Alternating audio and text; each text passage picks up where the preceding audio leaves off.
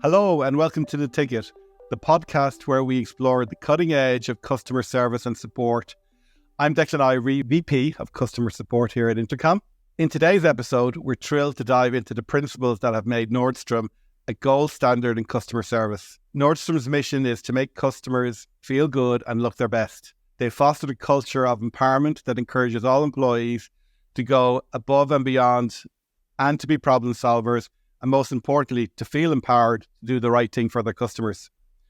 For a company that has been in business for nearly 125 years, Nordstrom has had to demonstrate flexibility and agility to ensure that it remains relevant, whilst remaining true to its purpose of establishing a personal and lasting relationship with customers built on value, respect, trust, and loyalty. Our guest is Robert Spector, recognised globally as the ultimate authority on the Nordstrom way to customer service excellence.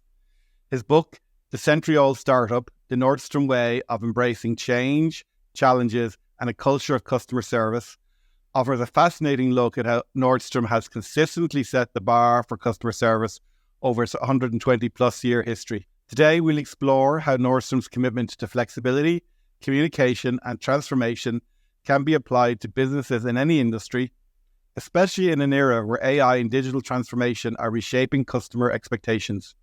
Robert, welcome to the show. Thank you, Declan. It's good to be with you. We're really delighted to have you here. And I'm going to jump straight in. Your book, The Century-Old Startup, explores Nordstrom's unique approach to maintaining a startup mentality despite being a century-old company. Can you share how this mentality has influenced Nordstrom's customer service practices over the years? Well, starting out with the fact that customer service is the number one goal of Nordstrom. Because as they will tell people, they tell me, they're not selling you anything that you need. They're selling you things, or you couldn't get somewhere else. But for those people in the audience who may not be aware of Nordstrom, they sell men's, women's, and children's apparel, footwear, as well as cosmetics and jewelry and various miscellaneous items. So you can buy shirts and dresses at a lot of places. You can get shoes at a lot of places. So what's the difference buying at a Nordstrom versus brand X? And it is the customer service, the attention to what the customer wants, getting them in the right size, et cetera. And this has been an important part of the company since its inception in 1901, and it continues on today. The bottom line is, how do we establish a relationship with a customer? They continue to do business with us, and we get to sell more stuff.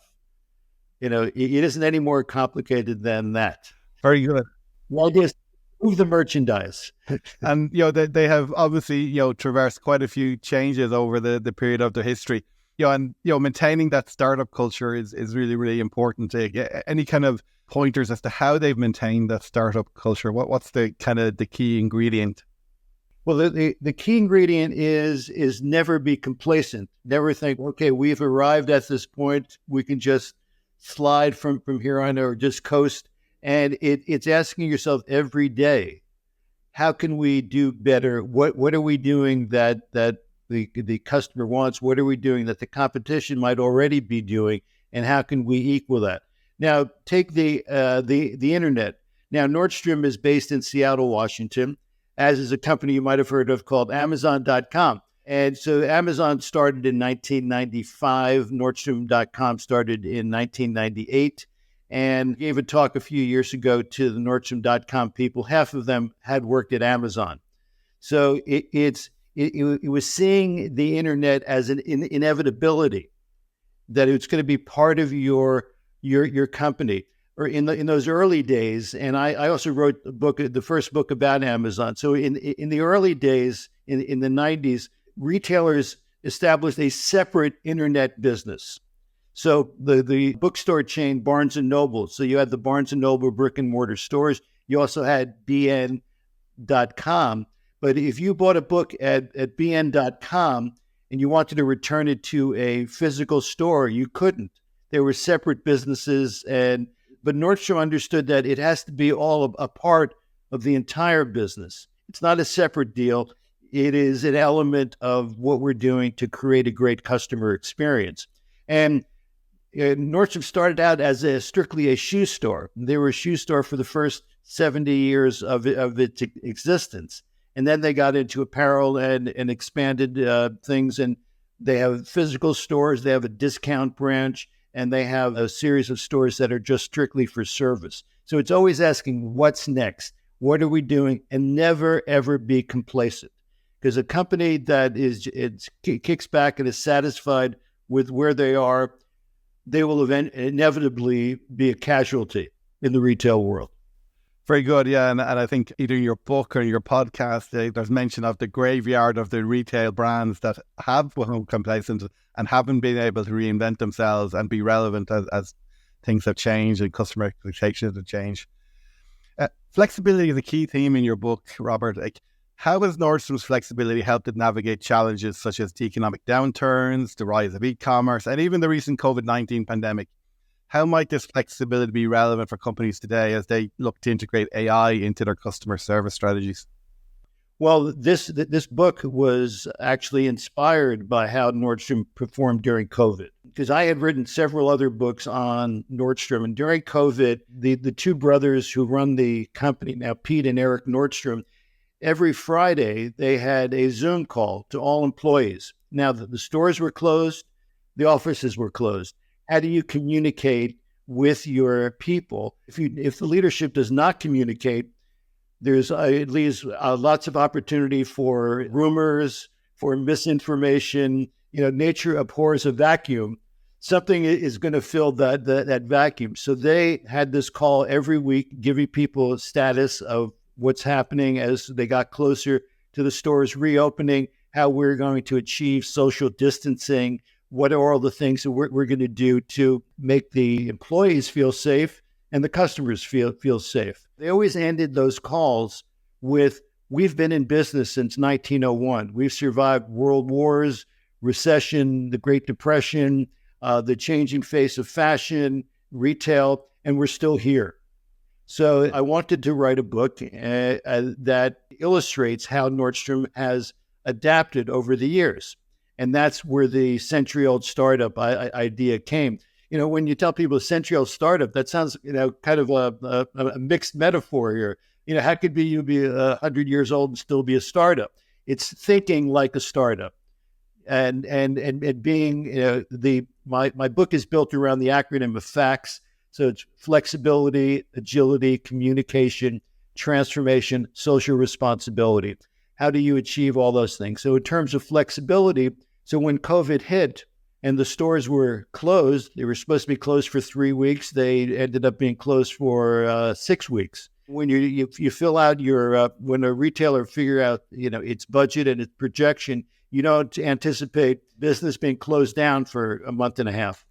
So since the stores were closed, but they still had all this merchandise on the floor and they were getting orders through Nordstrom.com. So executives would actually pick out the items that people ordered with the in-store inventory.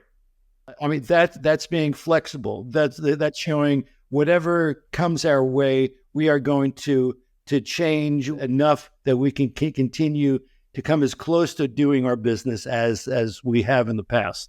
Very good. And if I'm correct, Pete and Eric are the fourth generation of Nordstroms to be leading the company?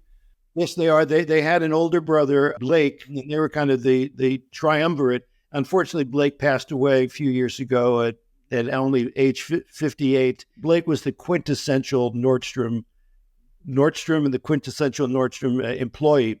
And he was the older brother of the three.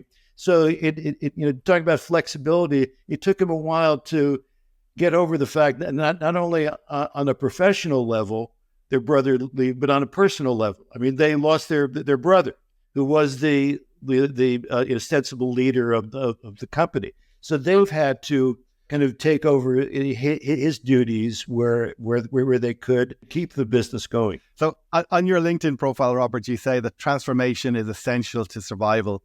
Any company in any industry that aspires to endure must be in perpetual state of transformation. If you're standing still, you're falling behind. What do you mean by that, and how does this apply to customer service in the age of AI?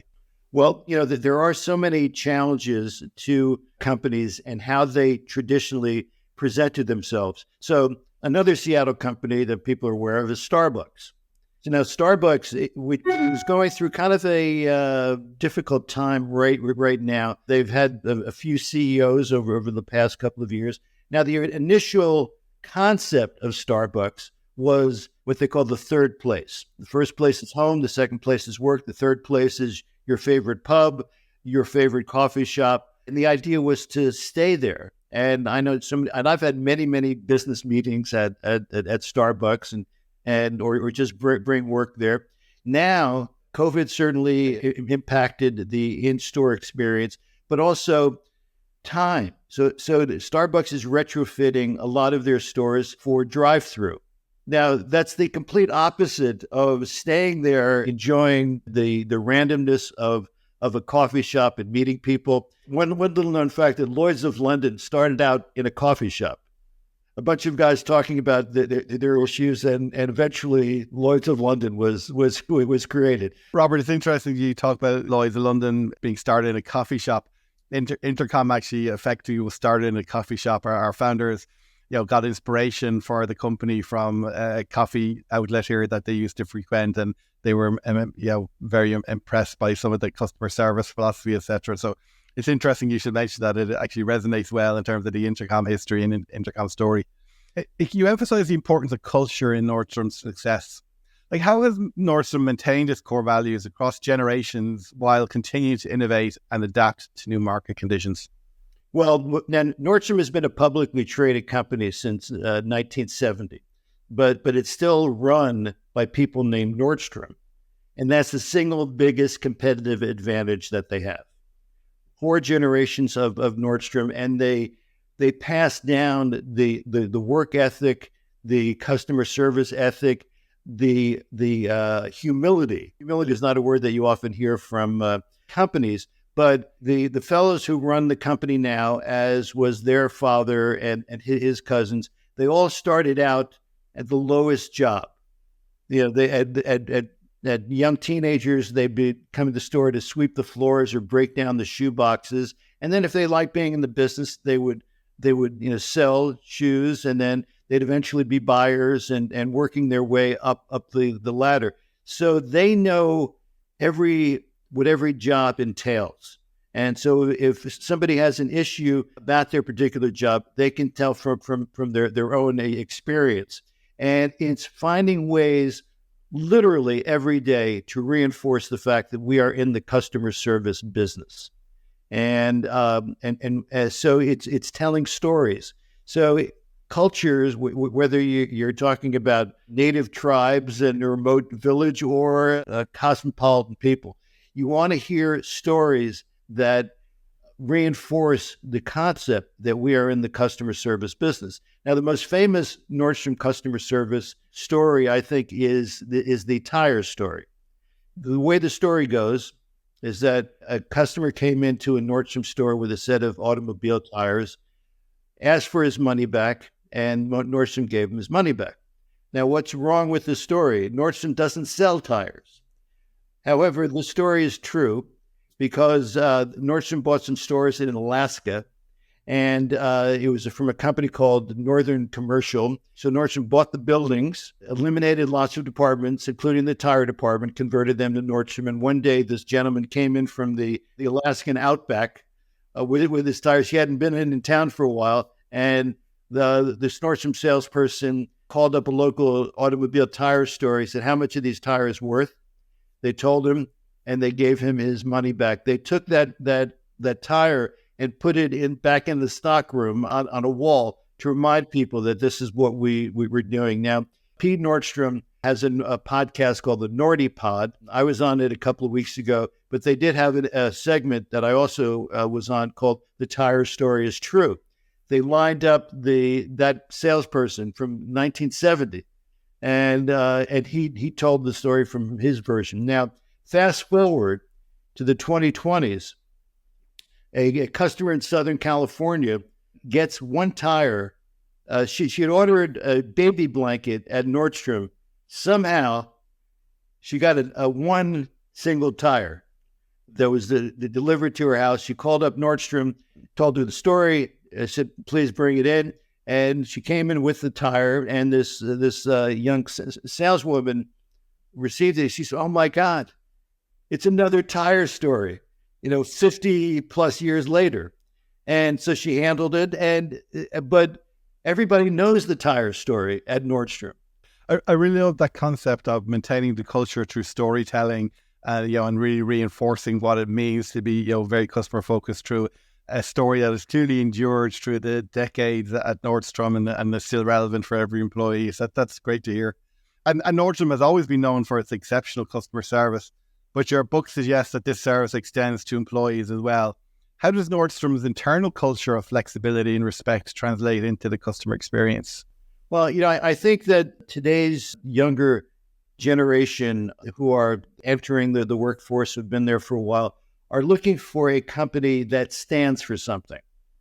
It's not just about trade. It's not just about the exchange of money for goods and services. It's what do we represent in terms of being stewards of the environment, to be tolerant or welcoming of the people who I identify in the various spectrum of sexuality, and making everybody feel comfortable working there.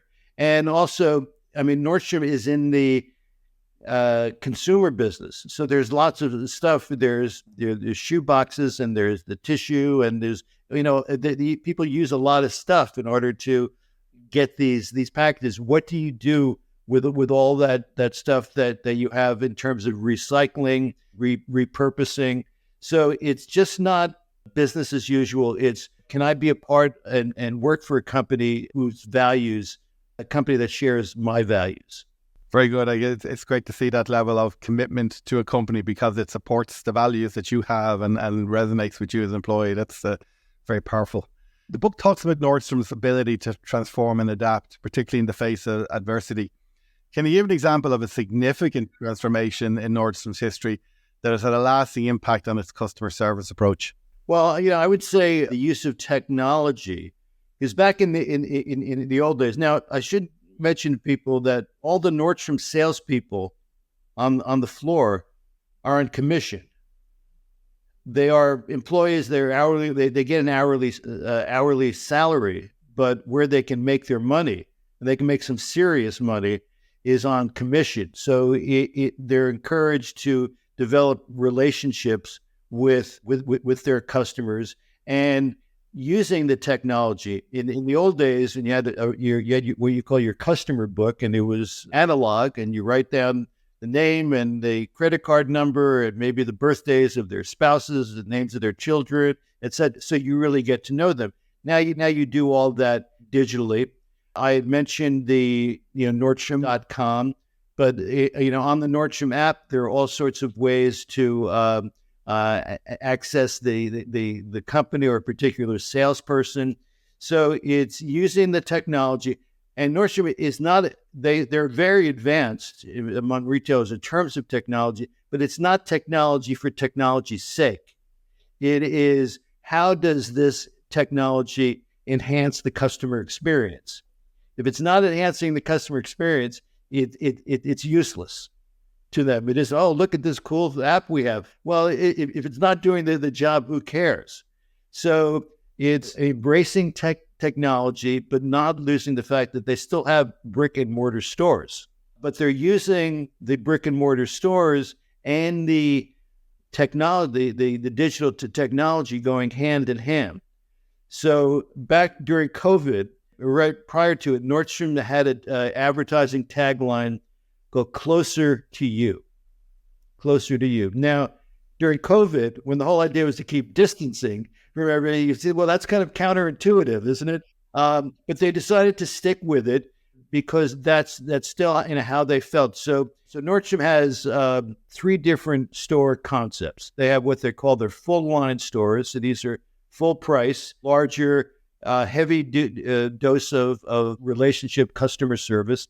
They have a discount part of the business called Nordstrom Rack. So that's where stuff that doesn't sell in the stores move to the rack, and they have about 350 of these rack stores as opposed to 96 full line stores. And they also have a concept they started a few years ago called Nordstrom Local. and I have a picture of outside of a Nordstrom local store on the cover of the century-old startup. Now, local is about 3,000 square feet. You'll have to translate that into square meters for me. And they contain no merchandise in the stores, but they have connected to Nordstrom.com. You can pick up orders, you can drop off orders, you can exchange merchandise, you can get a manicure, you can get a glass of wine or beer, so that's also another outlet. So if you order, if you're living in the States and you order something from Nordstrom.com, and if you're near a store, do you want it delivered to your home, to your place of business, to a Nordstrom full-line store, to a Nordstrom Rack store, to a local store? Whatever makes life easier for you. That's what closer to you means. It's taking brick and mortar and digital and combining them to create, hopefully, a great customer experience. Yeah, and I read in your book that they've been very focused on trying to deliver what they call an omnichannel experience. So no matter how you interface with Nordstrom, it's the same experience. You have access to the same level of stock and options, etc. And like Adolfo also mentioned that they're using AI very creatively, recommendations for people as well. So we really embrace the ability to personalize, the options that they make available. So it's really great to see that kind of focus on technology and have it make a difference in terms of the customer experience. Yeah, you mentioned communication a lot as well in the book, and you're saying it's another pillar that's highlighted around the Nordstrom way. So how does Nordstrom ensure clear, consistent communication across all levels of the company, and why is this so crucial for maintaining its customer service standards? Well, I think that communication is the key to all of life, and I use a quote from George Bernard Shaw. So the biggest mistake in communication is the illusion it has taken place. So it's a matter of over communicating, repeating what's going, making sure that people are clear on what has been communicated with. So, I mentioned these Zoom calls that the two Nordstrom brothers did during COVID. I mean, that was the essence of communication. Every year, they're the two brothers. They also have a cousin who is an executive at Nordstrom. They go around to every store, go to every region of the company, and they give a state of the company speech.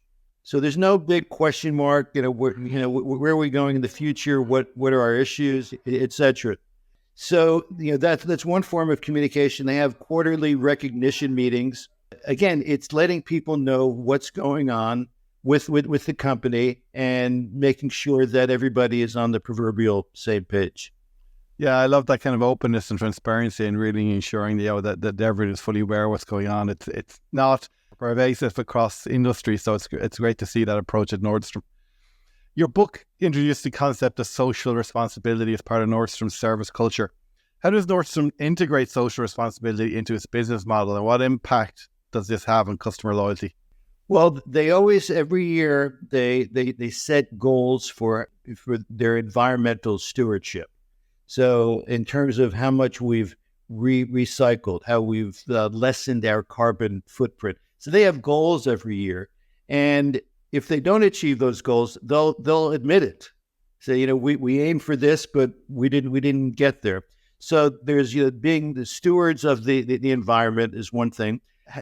Hiring people, a diverse workforce where people can be themselves. They can dress the way that they like. Assuming that they're still dressing in a professional way, but however they choose to present themselves is fine. So it's making people feel good about the place where they work, where they feel valued, listened to, acknowledged, accepted.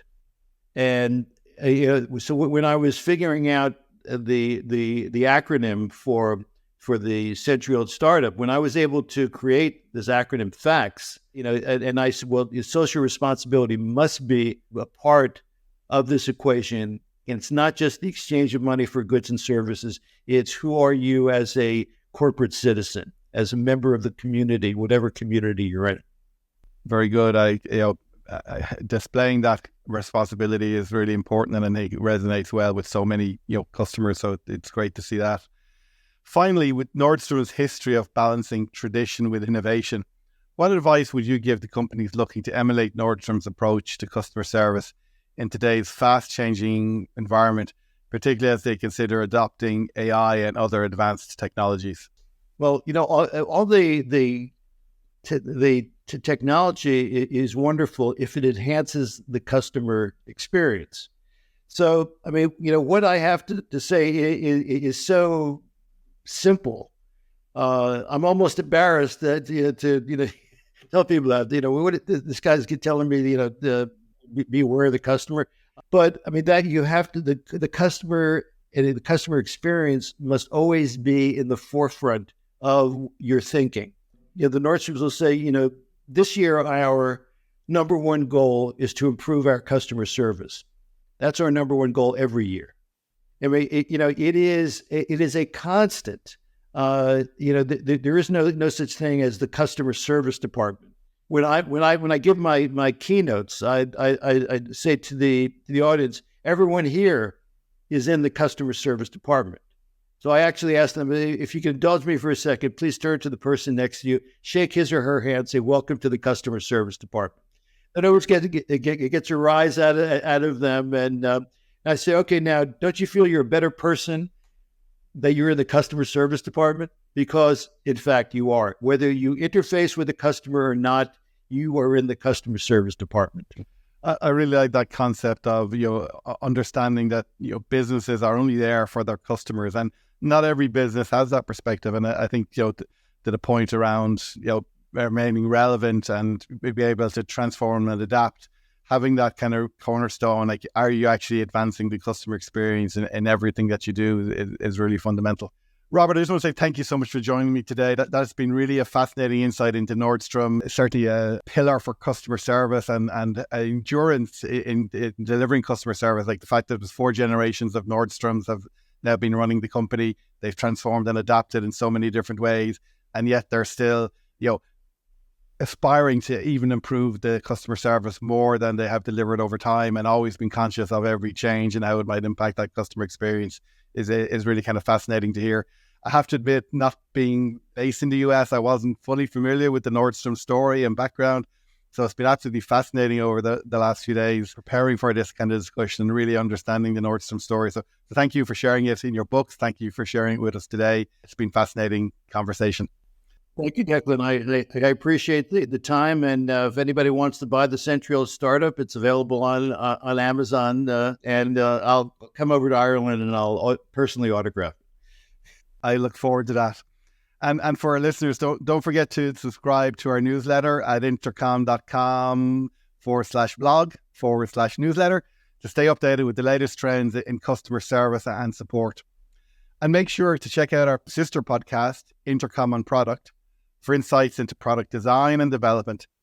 You can find it on your preferred podcast platform or by visiting intercom.com/product podcast. You'll find all the links in the episode description. Thanks again for watching, and see you next time on The Ticket.